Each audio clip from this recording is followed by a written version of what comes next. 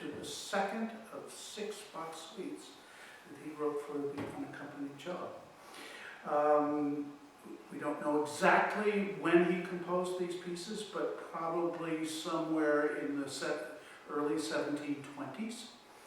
And more curiously, we don't know why he wrote these pieces. But I'm going to suggest over time that we have our first pedagogical studies here. So I'm playing from a very unusual manuscript. It's the Anna Magdalena copy of these suites. Anna Magdalena was Bach's second wife, and she in fact copied a great deal of his music. In addition to this, is that we do not have any original documentation from Bach for these pieces. So Anna Magdalena's copy is what we have. Now, people have known about this for ages and ages and ages, and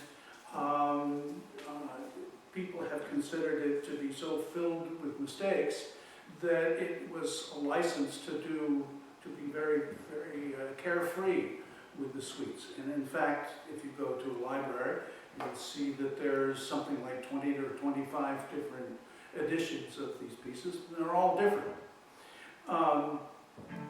But what I would like to do is to go through some aspects of this particular piece and talk about some of the things that I've learned from playing from this manuscript.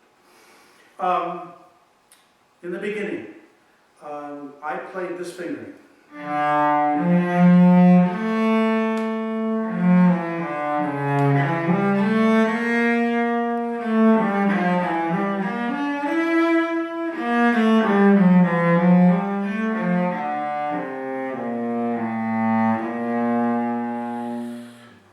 I've learned a good deal about fingerings for Bach from these pieces, and largely from the fifth of these suites. It's a very unusual piece because the A string, the top string of the cello, is tuned down a whole step. This was, in fact, not an invention of Bach, but harkening back to the older tuning of the cello, which was G, D, G, C. In that piece, when a D is written, this D is written because the A string is tuned down the whole step. When you play this D, you get this C. And what's interesting to me is whether Bach notates that as this D, meaning C, or whether he writes the same C there. If he writes it at the pitch, then I know that it's on the D string. If he writes it a whole step higher, it's on the top string. And this is significant for the following reason, is that by far most of the fingerings in Bach's suite go across the strings like this, rather than shifting up and down to get notes. Which means is that Bach didn't have this hysteria against open strings that modern players seem to have. The usual alternate fingering for that is, and the sound of the pitch is much more homogeneous that way. This fingering is the one I certainly grew up with, and I've come to appreciate that one. And another fingering, possible fingering, would be that.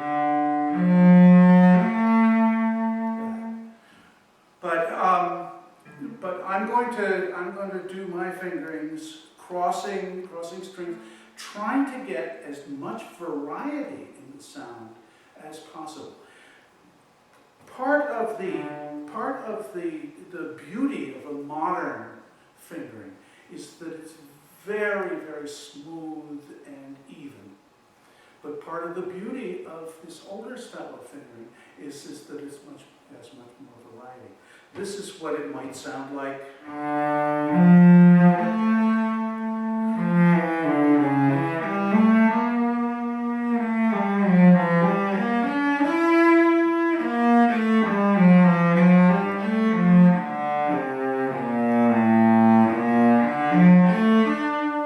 As opposed to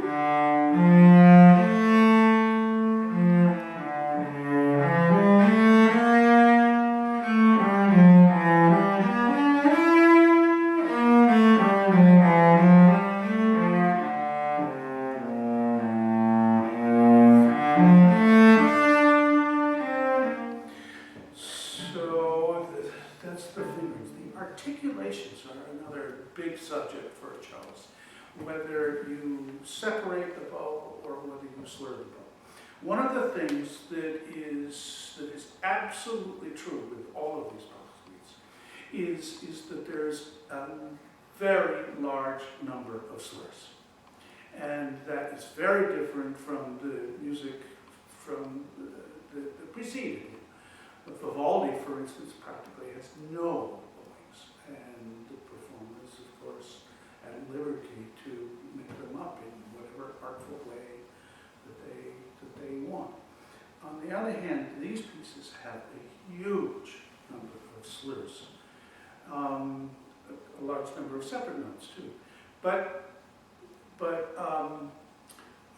the difficulty with reading the manuscript is that the slurs are, some people would say, very carelessly written over the notes.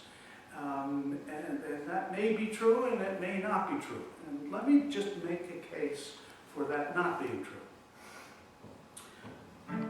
This piece consists of, in order for me to do this, I'm going to have to go through some of the phrases of this piece. This piece consists of this rising theme. It's actually an arpeggio. It's a chord. In this case, it's a D minor. It rises up by skip, and then descends by step. Only to rise by skip, to descend by step, to ascend by skip, to descend by step. So we've had a sequence of 3 phrases. And in this piece where it seems to me that the phrasing goes to the second beat rather than the first. It's not, but it's,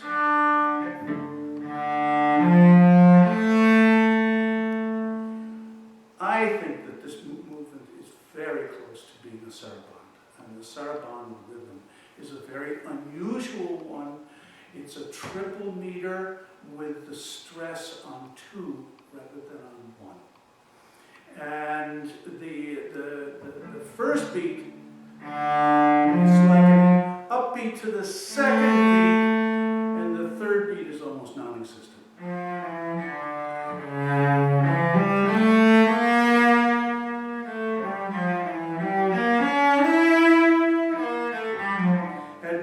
I'll go through the piece, or some of the piece, and point out how this is a characteristic that goes through the entire movement, where the stress goes to the second beat. So we've done our 3 phrases, and then there's a 4th phrase, which is all slurred, and is pretty much all stepwise. All slurred and pretty much.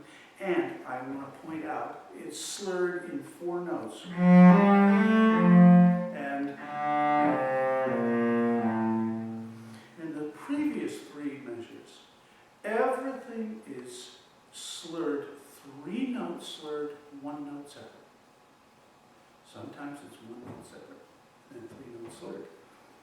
Here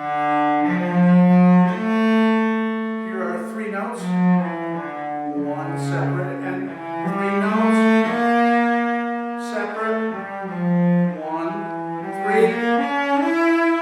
separate, and then 4. We've had 3 one-bar phrases in sequence, followed by a tail.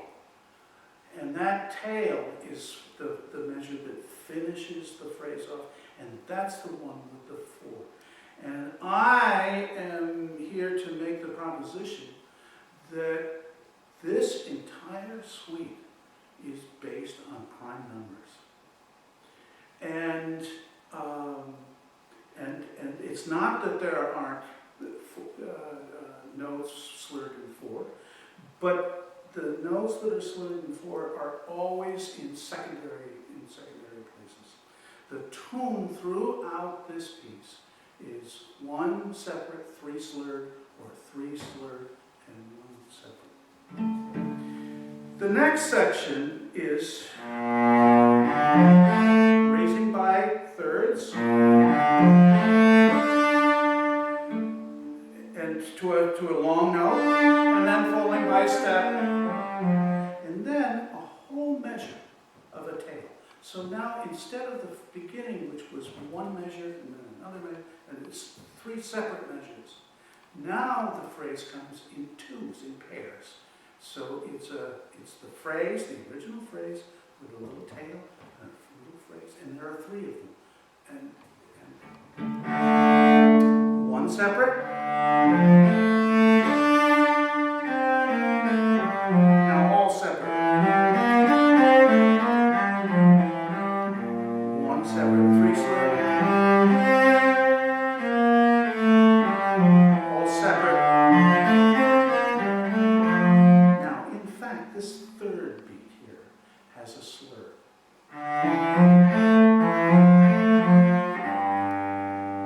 In the tail. But the 1st beat in the next measure, which is the tune, has the slur missing. So I'm thinking there's a strong possibility that Anna made a mistake in that she put the slur on the 3rd beat instead of the next 1st beat. Which would make it this.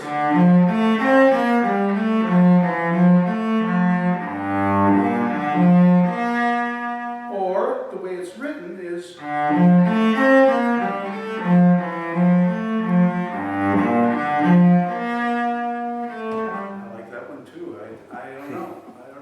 someday I'll play it one way, and another day I'll play it another way, and think that I'm being perfectly loyal to the score. We end with 3 measures again, 3 measures of tail. It just is waiting time.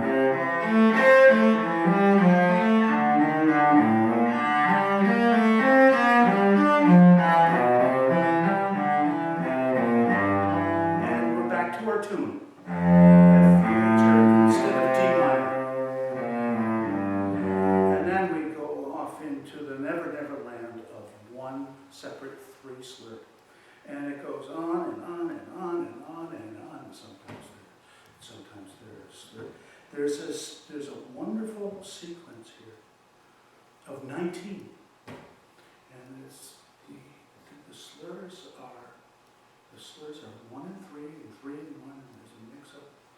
And in the 10th bar, in other words, halfway through, it's all separate.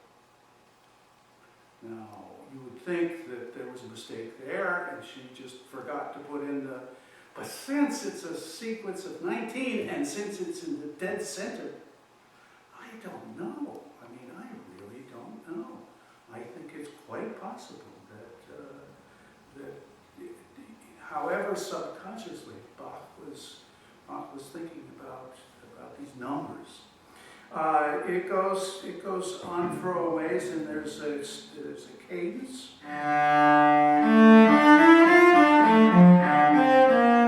we have another sequence of 3 slurred and then all separate. And she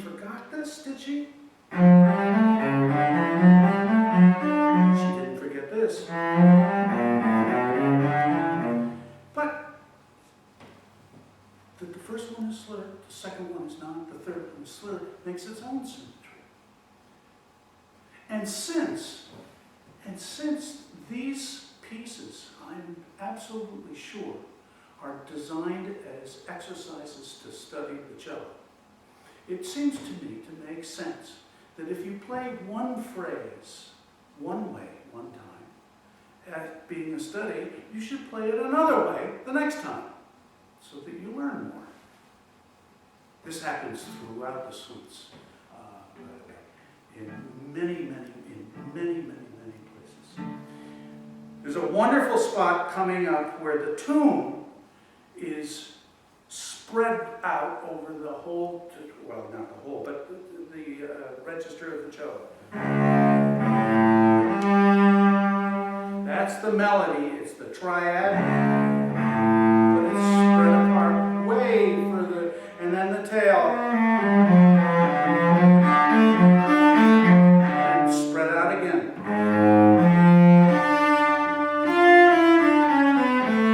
And then there's this long stretch of no slurs at all. And it's a wonderful kind of relief when in the last two measures the slurs come back. I cannot help but think that isn't on purpose. There's a wonderful place towards the end where it ends on a chord. So it's a dominant seventh chord. And old Bach would have failed my theory class because none of the notes resolve properly. The seventh, this is an A7. The G is on the bass. E, C sharp. The C sharp has to go to the D. The E probably goes down to the D. But the seventh has to go to the F. That's really has to do that. None of those things happen in this chord. And then there's a pause, rest, and he just, like Schubert, takes off in another key. It's really quite an amazing thing. I have another question about this, because a lot of the suites have this problem about 2/3 of the way through, maybe halfway through. They're chugging along, and all of a sudden they stop. And then they get going again. Now, what is all of this about? In some of the pieces you think, well, maybe this suggests a different tempo. Maybe, in fact, he's thinking about the older unaccompanied cello pieces there are. You know, there's pieces by Gabrielli, and a number of those pieces are one-movement pieces, but they suggest different movements, different dance forms, different tempos within one movement. Maybe Bach is thinking like that in this. Why does, after this fermata, this thing happening, does it have to be the same speed? It's different kind of stuff. I don't know. Maybe this next thing is a slow movement. Maybe it's a fast movement. In any case,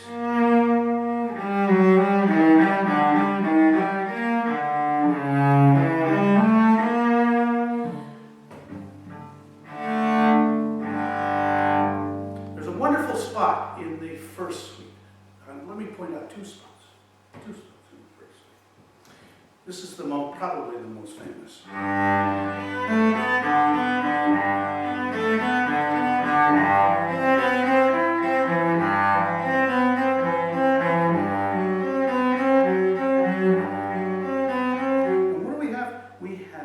Four notes at a time, slurred, three slurred, one separate, and then separate.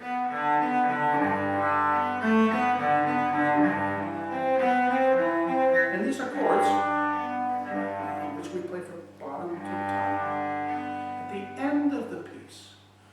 have chords which we slur from the top to the bottom, and we reverse the bowing.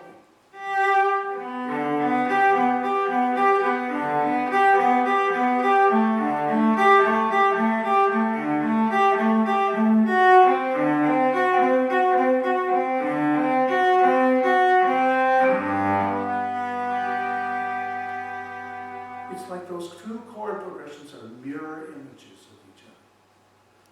I just have to think that Bach is thinking along these architectural ways. I'm going to play the prelude to the D minor suite.